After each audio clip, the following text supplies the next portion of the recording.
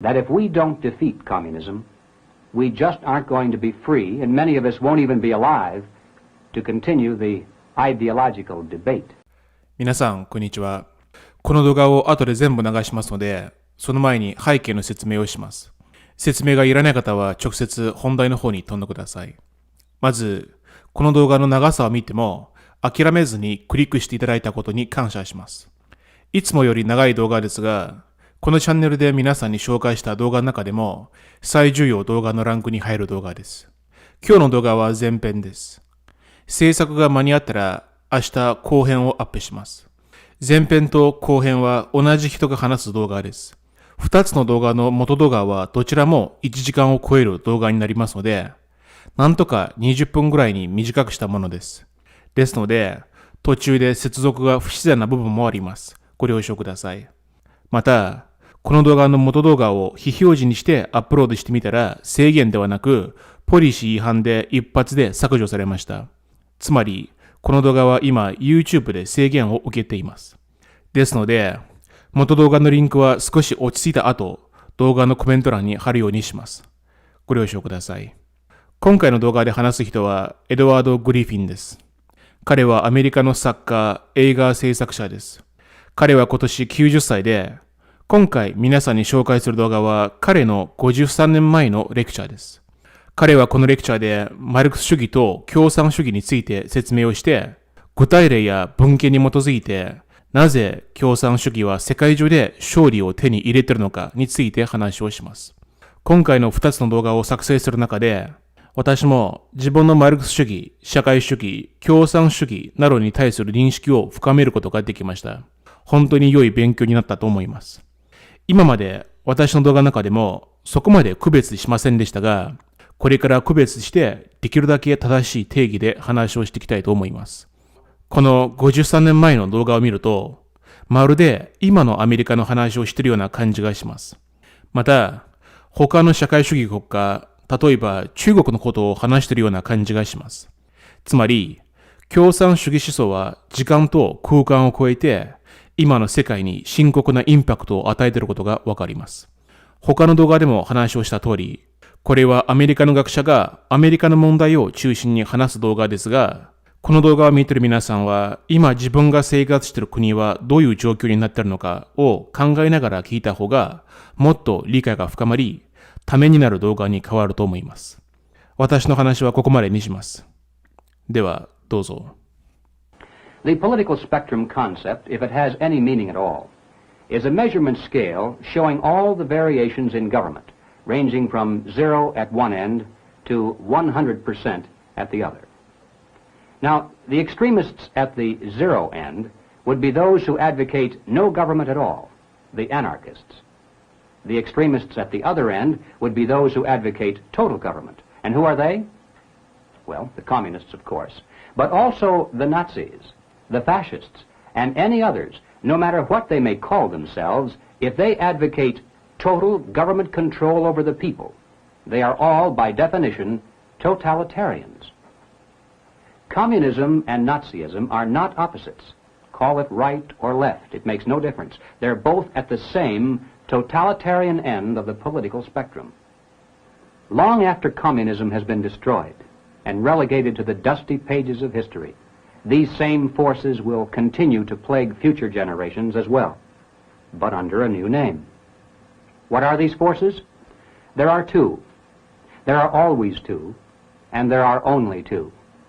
The first we've already identified, collectivism, total government. And the second, amorality, merely a 25-cent word for the complete absence of true moral standards of any kind.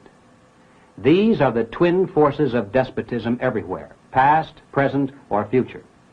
Peel off the label communism, or fascism, or Nazism, or any other similar ism from history, and what do you find? Although the exterior form may be different, the essence is always the same, total government over the people, and the abandonment of morality in public life, collectivism and amorality. Now, we think it's important to understand this because otherwise, in our zeal to overcome communism, the American people could be maneuvered unwittingly into replacing communism with merely another form of the same thing. In the 20s, the unsuspecting people of Germany became alarmed over the inroads being made in their country by domestic communism. And then Adolf the paper hanger came along and said, "Follow me, I'll get rid of communism for you." So they followed him, and he did get rid of communism. But he put in its place exactly the same thing, only under a different flag. The good people of Germany never stopped to ask what Hitler offered behind his anti-communist slogans and promises of welfare. Most of them had never read Mein Kampf, and of those who did, very few really knew what they were reading. They were unable to recognize those opposing jaws that always constitute tyranny: collectivism and amorality. And so, in their zeal to avoid tyranny, and through their ignorance of the nature of tyranny, they were manipulated into tyranny. And it was all done through the democratic process. Remember, Hitler was voted into power. Could this happen in America? You bet it could. The process has already begun. In the name of opposing communism, we are now plunging headlong into collectivism at a rate unparalleled in history. What meaning would a victory over communism have if, in the process, we embrace total government and abandon our morality? Yet the form of tyranny called communism is still very real. It can't be ignored. All questions of theory aside, the plain fact is that if we don't defeat communism, we just aren't going to be free, and many of us won't even be alive to continue the ideological debate. And so, even though the defeat of communism is not our primary objective, of life and death necessity, it becomes our first order of business. If we are to know our opponent, therefore, we must now answer the question, what is communism? Now, actually, that's not nearly as hard a question to answer as you might think. The communists themselves give us the definition. They call it Marxism-Leninism, which means simply that communism is a combination of the ideological teachings of Karl Marx and the organizational strategy and tactics laid down by Vladimir Ilyich Ulyanov Lenin. Now, all we have to do, really, is understand the ideology of Marx and the tactics of Lenin. And in spite of the thickness of their books, neither one is very hard to grasp. If you've read the Communist Manifesto or Das Kapital, then you know that Karl Marx taught only two things: socialism and atheism. Everything else was in support of these two concepts: socialism and atheism. By the way, notice that these are merely different words for collectivism and amorality. And we're back to that again, the essential ingredients for any tyranny. But the words he preferred to use were socialism and atheism. So let's use those. While Marx laid down the ideological base of communism, Lenin created the Communist Party and added the physical organizational form. If you agree with Karl Marx that socialism and atheism are ideologically sound, then by definition you are a Marxist. But that doesn't make you a communist by a long shot. If, in addition to being a Marxist, you also are willing to join the Communist Party founded by Lenin, are willing to subject yourself to the discipline of the party, and unhesitatingly follow the organizational tactics and strategy laid down by the party, then you are a Marxist-Leninist, and then you are a true communist. Therefore, if we are to know our opponent, we must know that communism is not just an ideology, for that would be only Marxism. It is both an ideology and an organization. Let me repeat that because it's the foundation for everything that follows. Communism is both an ideology and an organization. Let's turn now to the record.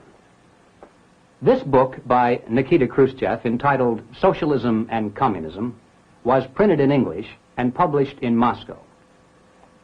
Back here on page 158, Khrushchev said, "The Communist Party, founded and tempered by the great Lenin, is a powerful force, comrades. Without the party, we would have been an unorganized mass of people. Now, note that line. Without the party, we would have been an unorganized mass of people. It's a very important concept, and we'll come back to it later. All of us communists are united by the great Marxist-Leninist ideas. The source of our party's strength and invincibility lies in its ideological and organizational cohesion. And so I repeat, communism is both an ideology and an organization. Joseph Cornfetter was one of the original charter members of the Communist Party in America. He joined in 1919. He received special training in Moscow and returned to this country dedicated to the cause of world communism. And then, like so many others, gradually he began to see through the intellectual deception of the communist promise. He broke away from the party and became an equally dedicated anti-communist. Now, in 1955, Joseph Cornfetter gave a speech in San Francisco. And I'd like to read to you one paragraph taken directly from the transcript of that speech. Cornfetter said, "The true characteristics of the Communist Party are to be found not so much in its theories as in its methods of organization. Keep in mind that they are applying a new concept of warfare, the concept of conquering a country from within. How do you conquer a country from within? You conquer it by capturing the organizations that operate inside the country. A labor union, a farm organization or newspaper guild, a teachers' association, a political club, a government agency, etc., are considered as power centers.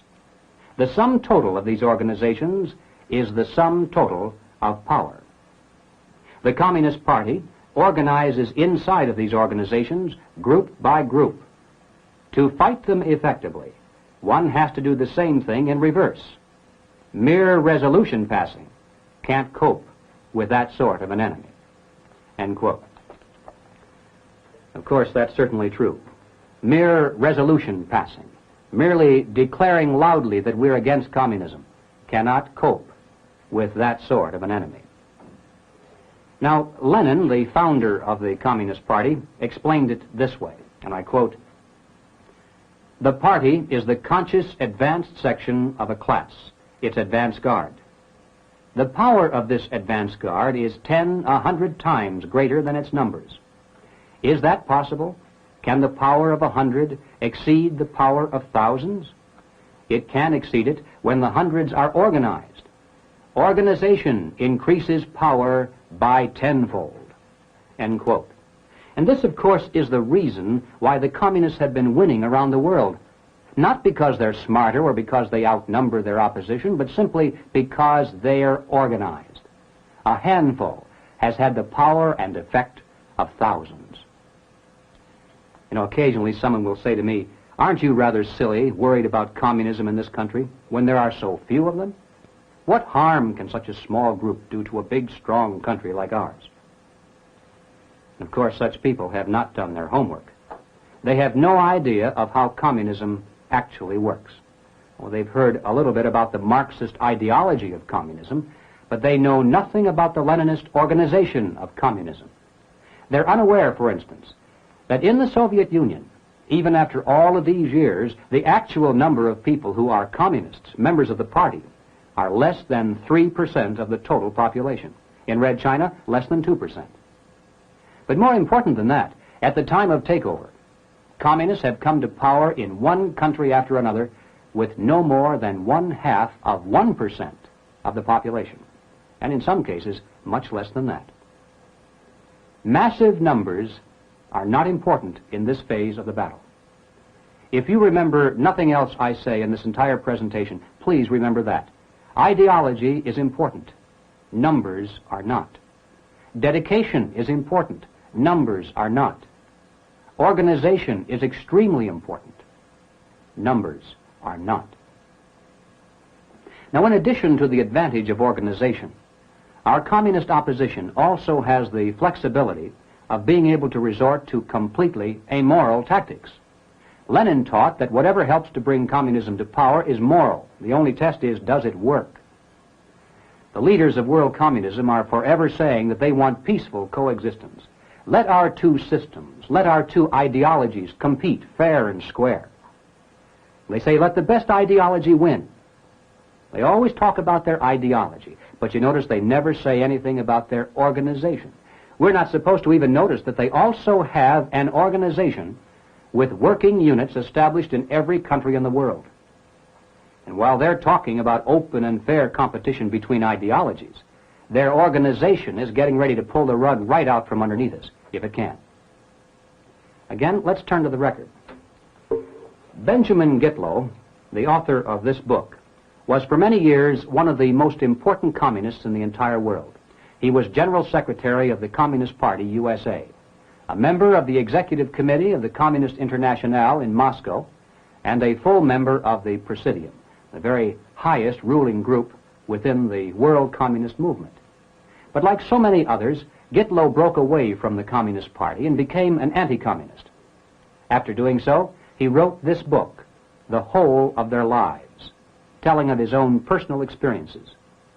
This is a vital document, written by a man who speaks not from hearsay or from research, but from first-hand experience. Now, Gitlow describes a series of street meetings that were staged by the Communist Party on the Lower East Side of New York. After the crowd had gathered to applaud the party's speakers, a fight broke out between the party members and their opposition. Now, the fight was expected. There had been others in the past, and this one had been planned for with great care. After the party goon squads had thoroughly beaten their opposition, then here is how Gitlow describes what happened. He says, and I quote, "But what the mob below did not know was that on the roof of the tall tenement, a number of communists were hidden in the dark shadows of the building's cornice. Below, another communist standing aside from the crowd waited to give a fateful signal. The signal was given when the communists controlled the corner with their own people.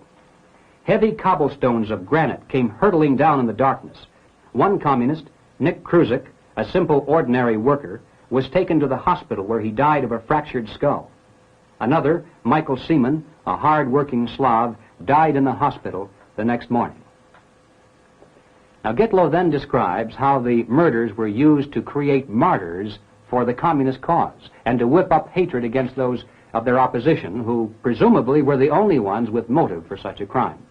And then Gitlow says, "Such premeditated murders of communists by communists had taken place before and were considered justified by the political objectives of communist necessity. They will be repeated. The time, the place, and the circumstances will be different. The incentives the same." Now this, too, we must know about our opponent if we are not to be fools and suffer defeat in every battle. Some time ago, the Communist Party published this little booklet entitled A Manual on Organization. It contains their detailed plans for disciplining members, collecting dues, operating secret printing presses, organizing cells in factories, colleges, and farming communities. It even describes the function of a fraction, a unit smaller than the cell itself. A fraction can be composed of two or more communists within the same non-communist organization. Their task is to work together secretly for the purpose of gaining control of that organization, the very process described earlier by Joseph Kornfetter. Now, if you haven't read this, and of course most non-communists have not, then it's almost impossible to appreciate the degree to which communism depends on organization rather than ideology. But getting back to the subject of tactics, there's a particularly revealing passage back here on page 122. They're discussing how to handle former comrades who break away from the party, and particularly those who have the audacity to testify before congressional investigating committees. And here's what they say. "There is only one proper method of exposing the stool pigeons, and that is mass exposure, creating and organizing mass hatred against these rats. 1. Photograph the spy and print his picture in leaflets and stickers. Spread this material in the place where the spy was operating. 2. Organize systematic agitation among the workers where the spy was discovered. 3. Mobilize the children and women in the block in the part of town where the stool pigeon lives to make his life miserable. Let them picket the store where his wife purchases groceries and other necessities. Let the children in the street shout after him or after any member of his family that they are spies, rats, stool pigeons. 4. Chalk his home with the slogan, so-and-so who lives here is a spy, etc. In October of 1965, a high-ranking official of the Hungarian Communist Party defected to the West. He held the rank of major in the AVH secret police. His name was Laszlo Szabo. A few months later, he testified in hearings before the CIA subcommittee of the Congressional Committee on Armed Services. Now, during his testimony, Laszlo Szabo explained the operation of a special department within the secret police in charge of what they called disinformation. Now, really, it was the everyday job of this department of disinformation to manufacture and promote lies that could be useful worldwide against America. Now, in the center portion of these hearings, there's a photograph of 2 editions of Newsweek magazine, and they were released in November and December of 1963. Now, as you can see, the first carries a cover with the picture of Senator Barry Goldwater, and the second, a picture of President Kennedy. Now, the interesting thing about these issues is that they never appeared in the United States. They're complete phonies. They were printed on the secret presses of the Department of Disinformation in Hungary, and then widely disseminated in Europe, Africa, Asia, Latin America, as powerful weapons of anti-American propaganda. Superior ideology? Hardly. A perfect example of communist organization at work. After describing this incident in detail, Laszlo Szabo then said, Major Janos Fures, Chief of Special Activities, the unit responsible for disinformation work in the Hungarian service, he told me they preferred that an item for disinformation should have some real basis in fact. But if I can produce a good idea that does not have any fact, send it in anyway. Truth is not important if the idea is good. Just send it in, they'll make it look truthful, then get it published in some little newspaper somewhere, and after that we will hand it out, get it republished everywhere. Who can prove it is not true? End quote. In 1943, the following directive was issued from party headquarters to all communists in the United States. It read, When certain obstructionists become too irritating, label them after suitable build-ups as fascist or Nazi or anti-Semitic, and use the prestige of anti-fascist and tolerance organizations to discredit them. In the public mind, constantly associate those who oppose us with those names which already have a bad smell. The association will, after enough repetition, become fact in the public mind. いかがでしたでしょうか？